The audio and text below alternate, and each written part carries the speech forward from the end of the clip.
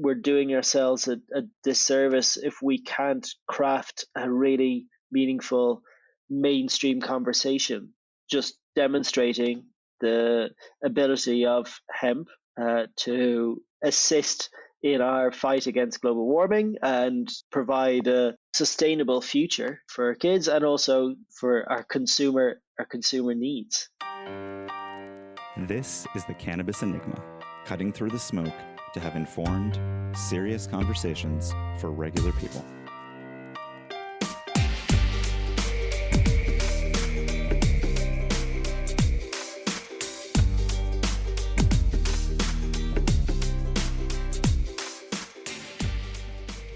Hi, I'm Michael Schaefer-Omerman. And I'm Alana Goldberg. Before we get to this week's interview, we're going to continue a little segment that we started last week called Nugs of Wisdom. So we're going to bring you something that we learned about in cannabis science this week and give it to you in the shortest possible answer. So this one, we're actually going to call up one of our writers, Ben Hartman, who wrote an article about this. And he gave me an explanation of it yesterday that cracked me up. So he doesn't know that we're calling, but let's call Ben. Hey, Ben, it's Mike. How's it going? Hey, so I didn't warn you, but we are recording. You're being recorded right now. Okay, no worries. So I wanted you to tell all of our listeners what you told me yesterday about the snorting cannabis story and what happened when a company announced that they were coming out with a snortable cannabis product. Right. So the reaction was pretty swift and brutal, and I guess in hindsight to be expected. There was something of an avalanche of tweets making fun of the product at best, and at worst, really taking them to task for, as a number of people in the industry put it, setting us all back a few steps. In other words, we're doing all this work to try to normalize and legalize cannabis, and here you all are making this product that's entire purpose is to, it appears, make cannabis resemble cocaine, not only in appearance, but also in packaging and delivery and just the entire general vibe as well. So it was pretty remarkable kind of turnaround the way that within really a matter of days, they just decided kind of to cancel the whole thing. So the people spoke and apparently it worked. And we had you look into the science of this and whether one actually can snort cannabis. What did you find? Well, I think ultimately, if we zoom out, you can ultimately snort just about anything. Whether or not it's going to work for you is a different matter. You know, not speaking from personal experience, just saying ultimately that, you know, the physics of anybody could. Will it actually work? Yes, it can. It's a matter of the cannabis just penetrating, you know, within the tissues in the nasal cavity, and then, you know, obviously somewhat down your throat, much like with other snortable drugs like cocaine, which are also somewhat metabolized in your gut, as we were discussing yesterday. But yes, something that you can get into a form that is snortable and then snort it will work. With cannabis, there's a number of powdered preparations, formulations of cannabis available today. They're mainly for dissolving in liquids to make drinkable, quick onset edibles. But ultimately, you could, you know, pour those out and snort them. That doesn't mean that any form of powderized cannabis would work. You can't put cannabis flower in a coffee grinder and then dump it out and snort it. But if you were to decarboxylate it, then perhaps it would work. These powderized cannabis formulations are already decarboxylated and all that because they're meant to be drank, you know, straight up. But so there's the aspect of the effectiveness and will it work? And then there's the other question is that something you want to do? Is that, you know, is there perhaps a better or more user-friendly intake method? One could make the case there's a number of them that are probably a little easier. Yeah, I think we found a pretty resounding answer that nobody recommends doing this. It seems like the jury kind of was pretty unanimous on this one.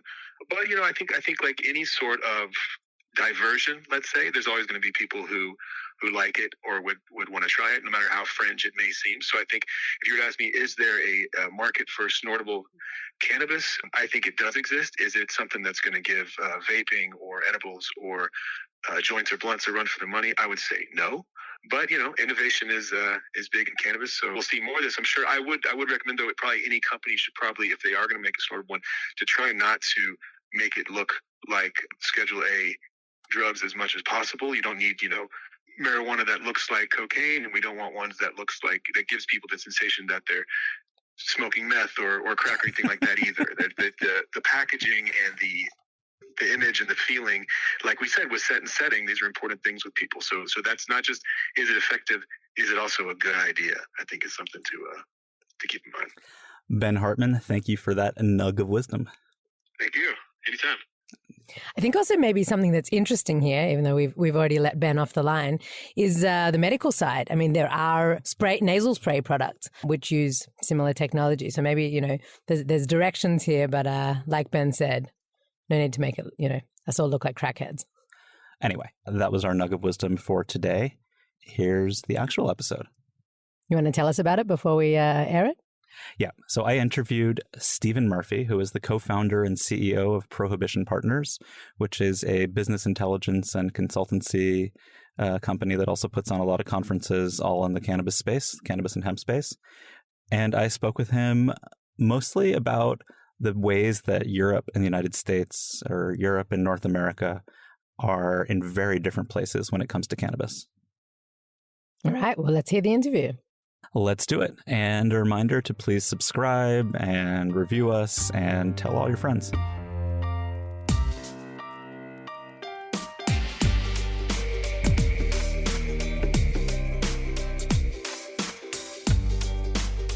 Stephen Murphy, thank you so much for joining us. Thank you. Thank you so much for having me.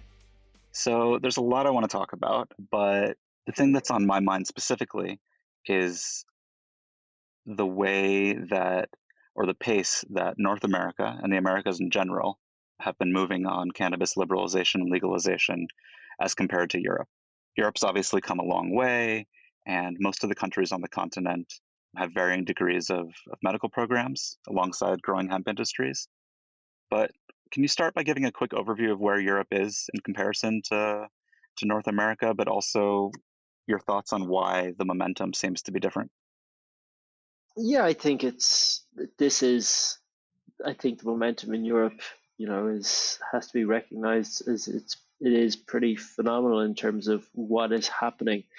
It's just at a different stage. You've had this conversation in the US for over 20 years in some states, so it's not as if, suddenly overnight people have woken up to the discussion of cannabis and cannabis legalization and cannabis access. I think what you are just seeing is the domino effect of the stigma relating to legalization, but also the political hot potato is no longer that. It's pretty much an accepted product, and certainly warranted in terms of its ability to boost the public coffers. So I think what we're seeing in the US is more just a broader adoption on cannabis legalization and cannabis access, whereas in Europe, it's starting off very differently. You are looking at it as a medical product, and as such, it's just going through the same process as any other medical product would in terms of access and recognition onto the marketplace. Now, wait, hold on. I mean, that's actually very different from the way that the medical market came into existence in the United States, where it occupied this sort of separate track that wasn't subject to the same medical regulations and medical product standards. So can you explain what that means in Europe, that's in that track? But it's not treated as a medical product it's not held to the same classification and standardization as medical products in Europe are. And, I think that's the different track that it's going down in terms of the specialization regarding patient access in Europe is very defined in the route for patients. The route patients need to go to get access to cannabis in Europe is quite restrictive, and there is, depending on jurisdiction, there's quite a high cost associated to that because of the high standardization producers need to get to in order to supply the product. Whereas in the US, the standardization isn't the same, nor is the access for patients to get product or prescriptions. There was somewhat of a, I won't say grey, but it wasn't the pharma route for patients in the US who wanted to get certain products. It was a lot more lenient for cannabis producers to supply patients all across North America for the last 15 years. And I think it's not only the mindset, but it's the supply chain makeup that is quite different in terms of how the market is being supplied on both sides of the Atlantic. And I think where Europe and certainly, Israel has a major advantage is it's come at it from a medical approach first. So it's spent significant time understanding the plant, understanding the science behind the plant, and trying to evolve what can be created from the plant in a medical capacity, in a medical state. Now, there's always where America certainly has the better advantages looking at it from a consumer angle and, more health wellness, and maybe adult use perspective. But Europe is more advanced when it comes to the pharmaceutical and medical angle of cannabis, and that's the big difference so far. And a lot of that is just down to how governments have chosen to recognize and accept cannabis within their jurisdiction. And also, look, the concept of legalizing it for adult use straight off the bat is never going to be a winner. And I think it's also the case of patients need access first and foremost. This is where the crux of the issue is. It's, if you are a patient and you have epilepsy, or your child has epilepsy, you want a qualified product that you can rely on that has the same level of provision in relation to the manufacturing process as any other medicine that you would take. So you have the accountability and repeatability that is associated with all other registered medicines. And I think that is what the European format has recognized. However, they've kind of gone overboard as well in terms of how they treat cannabis and matching it to the same criteria. At the end of the day, it is still a plant, and it doesn't have that same level of stability and you can't isolate in the same manner in order to reproduce and manufacture certain products. So I think we're needing to kind of understand how we classify medical cannabis in Europe in order to improve the volume of access for patients across Europe, because at the minute it's still very restrictive in terms of who can prescribe and what they can prescribe, and for what conditions, of course, what they can prescribe for. So obviously every country is different, but within Europe and certain rainy islands close to it, what do those more pharmaceutical standards mean for patients? What are they getting that's different than, somebody in Nevada or California? I think it's stability.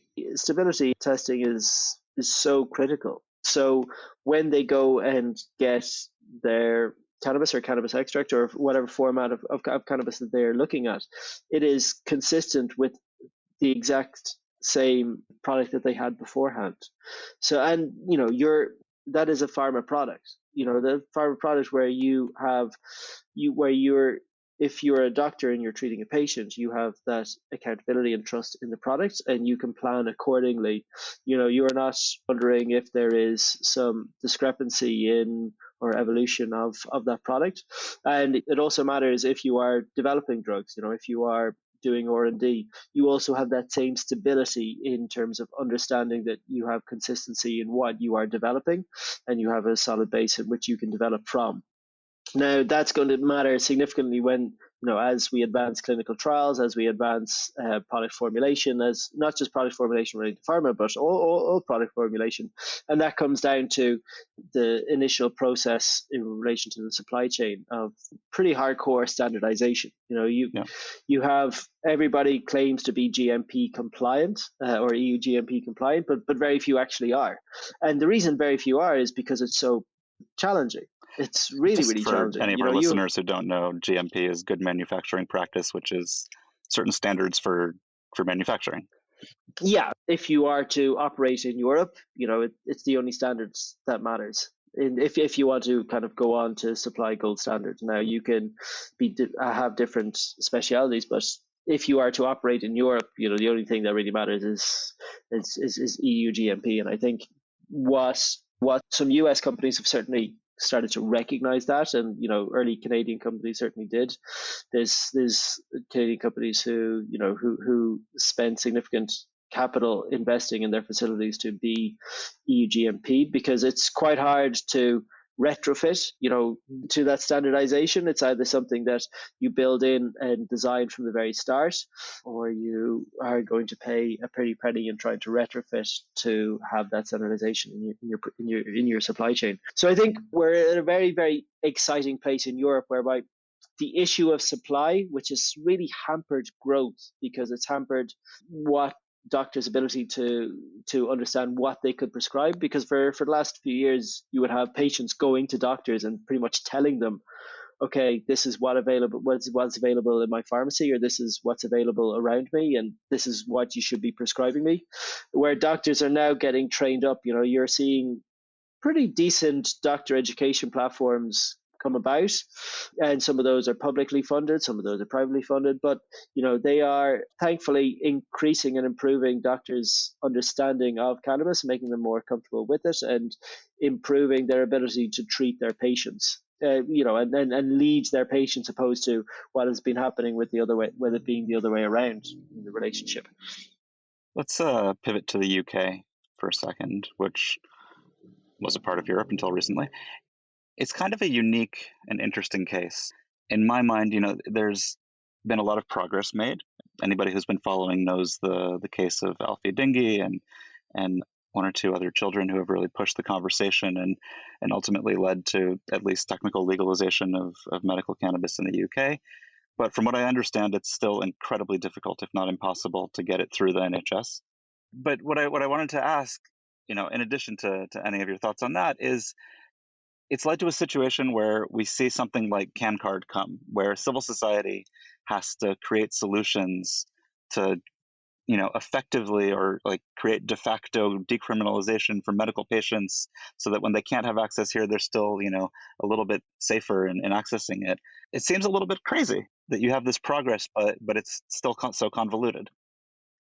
I don't know. I'd say point me to any society where legislators are actually out in front and leading the way. Legislation is always playing catch up, and that's just something we have to accept and acknowledge. I think the UK, there's always going to be negativity, but there's a lot of positivity being taken away from it. You have, when cannabis legalized, and legalized is a very loose term in terms of what actually happened in November 2018, you had it took pretty much a year and a half for there to be the supply chain put in place, the infrastructure put in place in terms of doctors who were educated, clinics that actually could receive patients, distributors and pharmacies who could actually distribute product and receive product, available from international. So it took a while for that infrastructure to be developed. Now, you then had, you kind of had cannabis going on a dual track. You had, okay, look, there's the private market where patient, which moves a lot quicker than social healthcare, because social healthcare, there is such a vast degree or vast volume of bureaucracy and box ticking that needs to be accomplished in order for a product to be released or a product to be accepted on the market.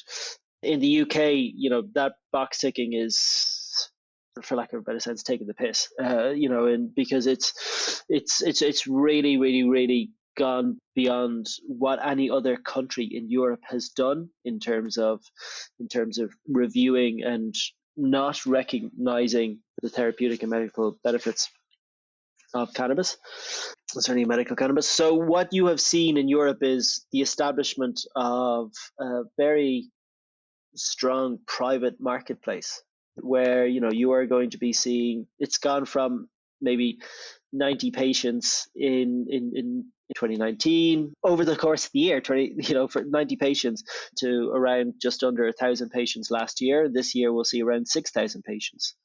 So that's pretty substantial growth.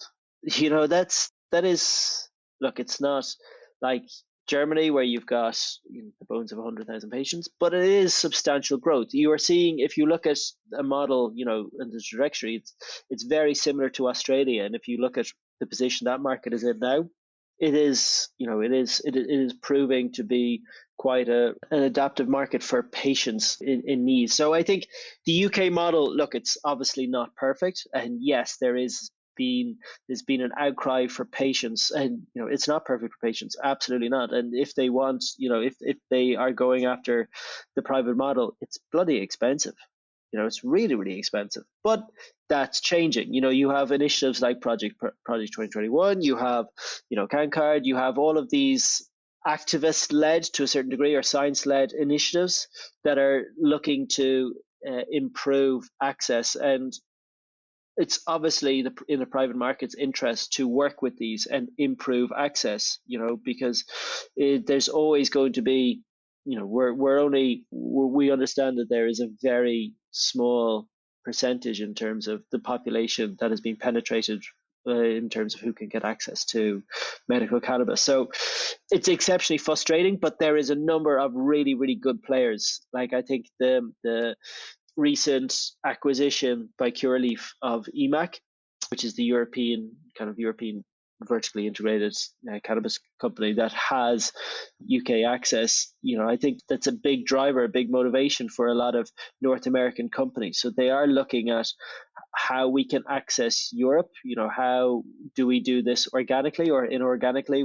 And they're looking at key players within the space. Now, there's a handful of key players in the UK and in Europe in general, but they are, look, they're only a couple of years old. It's not, you're talking about setting up a brand new industry. And I think it's quite easy to be critical of the government, but government in any capacity has never moved quickly. We're unfortunately going to be reliant on these initiatives for some time. Like, I don't see the NHS changing their policy, unfortunately, anytime soon, just because of the level of bureaucracy involved in certainly approving it.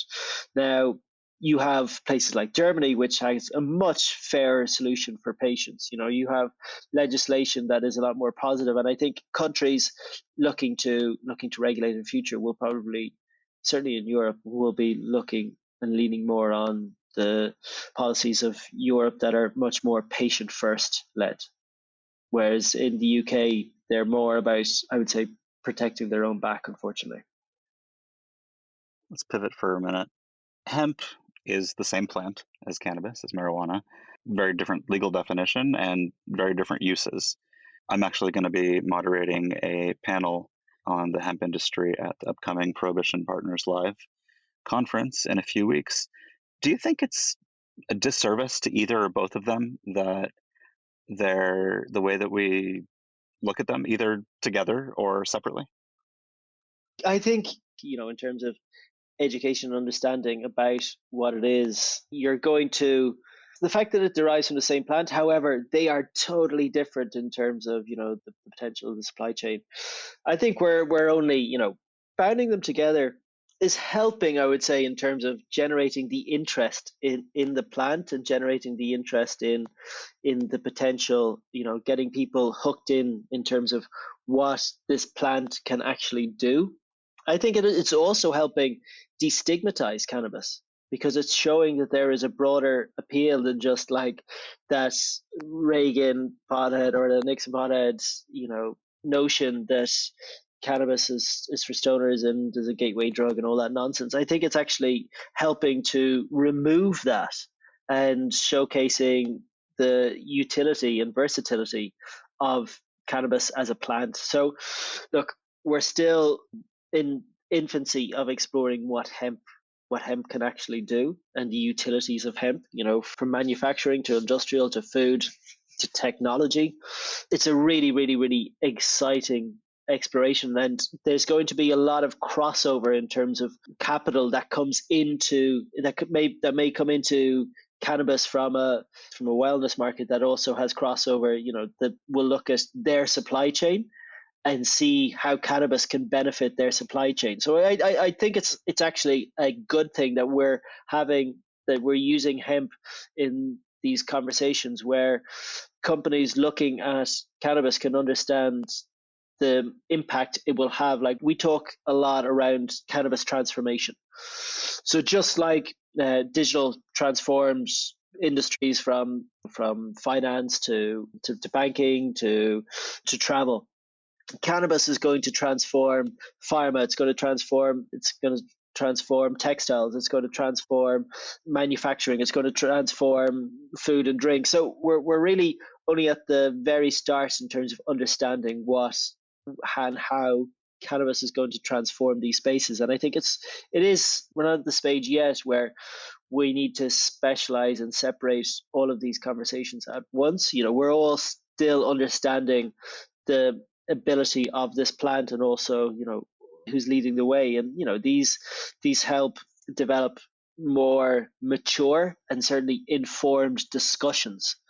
And, if you look back when, say, go a conference that we were all at 4 or 5 years ago, it was, the conference was all about hemp and what hemp could be done. Whereas now you're actually looking at, okay, the textile capabilities of hemp and, all of the different chemical solutions and treatments of hemp when it comes to textiles. So we're a lot more advanced, and that just means that the conversations we're having is not like talking about the potential of cannabis, but we're actually talking about the realities of utilizing cannabis. And this transforms, how we are thinking of the impact cannabis has on existing business. So it's just, it creates a sense of urgency, which is going to be needed, if this global adoption of cannabis and certainly acceptance is going to come to reality, which I think, we are seeing.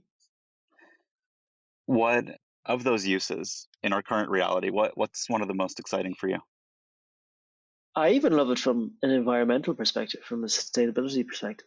If you look at what's the carbon capture of hemp, if you just talk about the carbon capture of hemp compared to wood, compared to forest, compared to all other crops out there, it seems like it's a no-brainer in terms of its ability to capture carbon, its ability to transform land in terms of arable land, in terms of its ability to create sustainable products within the industrial supply chain. If you just talk about it from a sustainability perspective, it's magic. Like, it really is magic. And we're so gung ho on talking about it from the medical uses of the food and drink uses, the cosmetics and so on benefits, but just pure play sustainability of transforming the manufacturing supply chain.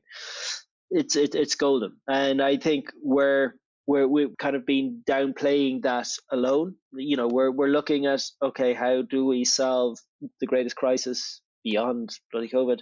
How do we solve this of climate change? And it's staring us in the face. And the amount of research that has been done is actually substantial. However, I don't think we have pitched it in the right way. Now, it's going to be key to the UN's sustainability goals. It's going to be key to, and I know they're going to be discussing it in New York when they reconvene in October. But I think we're doing ourselves a disservice if we can't craft a really meaningful mainstream conversation, just demonstrating the ability of hemp to assist in our fight against global warming and provide a sustainable future for our kids and also for our consumer needs. Like, it's not as if us as consumers are actually going to change our habits that much. We're not, unfortunately, we're all creatures of comfort. However, it's rather than forcing to change behavior, which, if we can change the supply chain, it seems like a much better solution and incentivize that change in supply chain. Absolutely. As we mentioned, the Prohibition Partners Live is coming up in a few weeks. Do you want to give our listeners a quick preview of what it is and how they can find more information and register? Obviously, we'll put a link in the show notes here. But yeah, of course.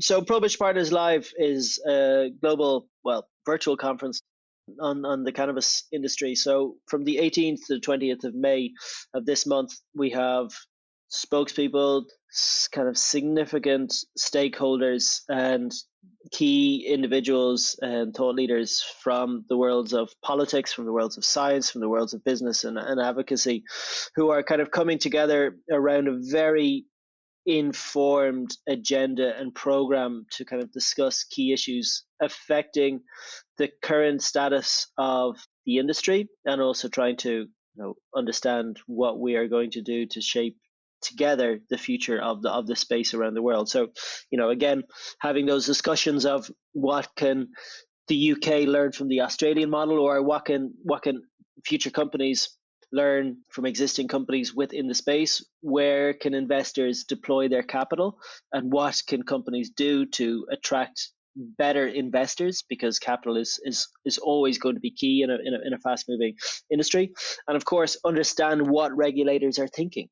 We thankfully have a number of senior politicians from around the world on to discuss what the realities of creating cannabis legislation looks like. We are quick to say, legalize everything now, but of course, putting bills through and working it through the internal power structure is a different reality. And it's really, really important for the cannabis industry and B2B players to actually understand what that process looks like, understand what they can do to influence and support it, and what type of information governments are being provided in order to further the change. Because if we as an industry can't channel a strong narrative and give these legislators a positive direction to go through, we can't expect the change that we want. So it is really about, like, Prohibition Partners Live is, look, this will be the third virtual meetup. Usually they're all held in person, but this will be the third virtual event. And it's really, really, really important to to have a setting where you can have educated conversations. Like we're very, very fortunate in Prohibition Partners Live to have senior delegates take part and senior delegates participate. Like in our last event, you have 70% are C-suite or senior executives. Like that's the kind of stakeholders who participate. You have over, I think in our last event, we had 10,000 meetings take place. It just shows you there is such a demand for business to be done. And that's, meetings between cannabis producers and distributors. It is, business development. It is investment relating. It is strategic partnerships. It is M&A. We've lots of different conversations taking place. And for us, we just want to provide a platform in which educated conversations can take place. People who are aligned in terms of how the industry should be shaped come together to voice an opinion, or certainly to give some input on the future of the industry. And for those who are new to the space and wanting to maybe move their business in a different direction, can learn from some of the best, within it. We're pretty lucky in terms of some of the key stakeholders and speakers we have this event in May. So, top of the bill is we have Boris Jordan, who's CEO and chairman or chairman of Cureleaf, probably the biggest name in cannabis and somebody who has a crystal ball in terms of how the industry is going to evolve. We also have members American, European, Australian political establishments who will be there to give their input in terms of what is happening on the ground, in terms of like speakers like Axel Bernay, who was being behind the push for New York and legalization of New York. So it's really, it's that cross-pollination of ideas and thinking that is, I'm kind of really looking forward to participating in and certainly engaging in over the few days. Well, I'm looking forward to it as well. I will be there. As I mentioned, I'll be moderating a panel on the hemp industry. My co-host, Alana, will be moderating another panel. Thank you so much for taking the time to speak with us. Hope to have you back on. No, thank you. Thank you so much. Yeah, thank you.